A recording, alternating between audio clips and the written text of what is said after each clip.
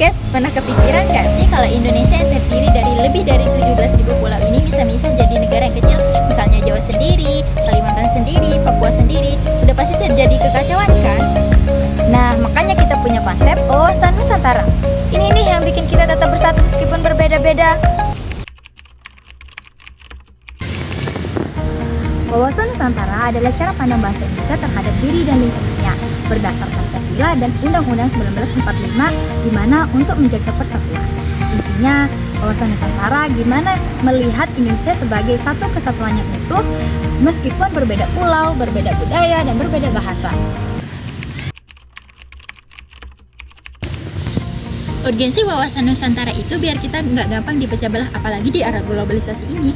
Karena kita kan negara kepulauan terbesar di dunia. Kalau nggak ada yang menyatukan kita, maka kita pasti gampang banget untuk dipecah belah. Bayangin aja, misalnya Jawa dia sibuk sendiri, Kalimantan dia jalan sendiri, dan bahkan Papua misalnya dia bikin aturan sendiri, pasti bakalan terjadi kekacauan kan? Alasannya sederhana, karena negara kita majemuk, ada lebih dari 1.300 suku dan 700 bahasa daerah.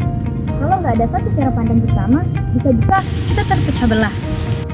Selain itu, tantangan global yang semakin besar seperti arus budaya asing, persaingan ekonomi, dan arus budaya politik. Nah, wawasan Nusantara di sini berfungsi menjadi tameng agar kita tetap bersatu. Wawasan Nusantara lahir dari sejarah perjuangan bangsa Indonesia. Dari Sumpah Pemuda 1928 yang isinya satu nusa, satu bangsa, dan satu bahasa sampai proklamasi 1945. Artinya, dari dulu kita udah sadar bahwa kalau mau merdeka dan bertahan, kita harus bersatu. Masyarakat Indonesia itu majemuk, dari Sabang sampai Merauke, tradisi, budaya, dan kebiasaannya berbeda-beda. Nah, perbedaan itu bisa menjadi kekuatan kalau ada yang menyatukan. Itulah yang dinamakan wawasan Nusantara. Wawasan Nusantara penting menjaga kedaulatan. Bayangin, kalau daerah-daerah sibuk sendiri, gampang banget dipengaruhi pihak luar. Dengan wawasan Nusantara, Indonesia tetap berdiri sebagai satu negara, bukan pecahan-pecahan kecil.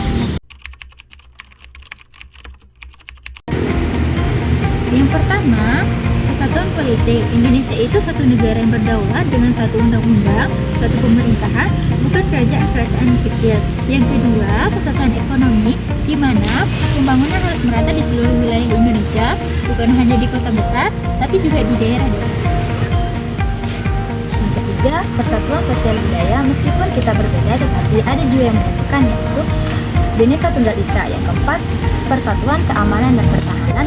Seluruh wilayah menjadi satu sistem pertahanan dari Sabang sampai Merauke. Semua bagian penting untuk menjaga kedaulatan negara.